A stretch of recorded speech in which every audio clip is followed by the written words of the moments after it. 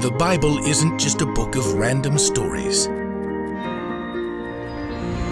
It's 66 different books that come together to tell one story. An incredible one about God's love for us. And now for an amazing story, inspired from the book of 2nd Samuel, chapter 9. Long before David became king, he and King Saul's son, Jonathan, were best friends. Whatever happens, please be kind to me. I know the Lord will defeat all your enemies someday, but promise to always be kind to me and to all my family. Yes, of course. I'll do it. Though King Saul was jealous of David and many times tried to kill him, David and Jonathan remained close friends until the one day David received terrible news. The Philistines attacked us! Saul and Jonathan are dead! Even though Saul had been his enemy, David was still deeply saddened. He even wrote a song to help the Israelites mourn the deaths of Saul and Jonathan. Israel's mighty men have fallen. Now that Saul was dead, David could become king, just as God had declared so long before. Still, it was many years and many difficult battles before David did become king over all of Israel. I will honor God by doing what is fair and right for everyone. One day, David remembered the promise he had made to always be kind to Jonathan's family. He called for his officials. Is anyone left from the royal house of Saul? What, so you can toss them in the clinker? No, I want to be kind to them because of Jonathan. But King Saul hated your guts. Just find out.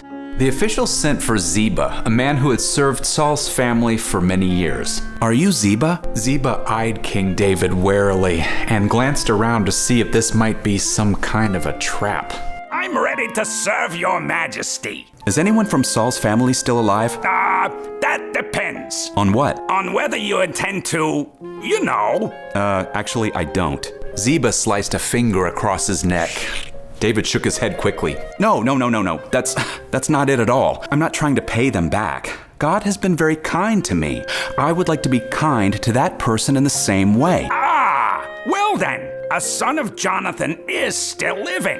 Mephibosheth. Bless you. Thanks? You didn't sneeze? No, that's his name. His name is Sneeze? His name is Mephibosheth. Oh, well, tell him to come see me. Actually, both his feet were hurt, so he can't walk. David turned to his officials. Have Jonathan's son brought here. Mephibosheth knew perfectly well that his grandfather Saul had tried to kill David, but he probably had an idea that his father Jonathan was good friends with David.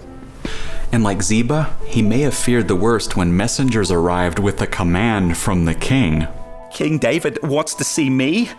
Maybe I could just, write him a letter. It's a lost art, letter writing. As Mephibosheth approached the palace, he may have felt his stomach sink as far as those tall walls rose above him. What does the king want with me? As Mephibosheth was brought before David, he fell down on his knees, bowing low before the king. Mephibosheth. Mephibosheth didn't dare look up. I'm ready to serve you. Well, you could start by letting me call you something easier. How about Sheth? Mephibosheth finally raised his face to see that David was smiling. Don't be afraid. You can be sure that I will be kind to you because of your father, Jonathan. Well, thank you. Plus, I'll give you back all the land that belonged to your grandfather, Saul. Wow, really, you don't need to, and I'll always provide what you need. Whoa, okay, hello. Why are you doing anything for me? I'm about as important as a dead dog. You're Jonathan's son, and I made him a promise. David called for Ziba to return. Ziba, I'm giving Sheth here everything that belonged to Saul and his family. You and your sons and servants will farm the land for him and take care of him. I'll provide everything he needs. I'll do anything you say. Perfect. Now, Sheth, do you have any sons? Well, I've got a little boy named Micah. Oh, excellent. Can he shoot a bow and arrow like Jonathan used to? Well, I can't stand up to show him how. Then I'll do it. We'll get a little bow made just for him.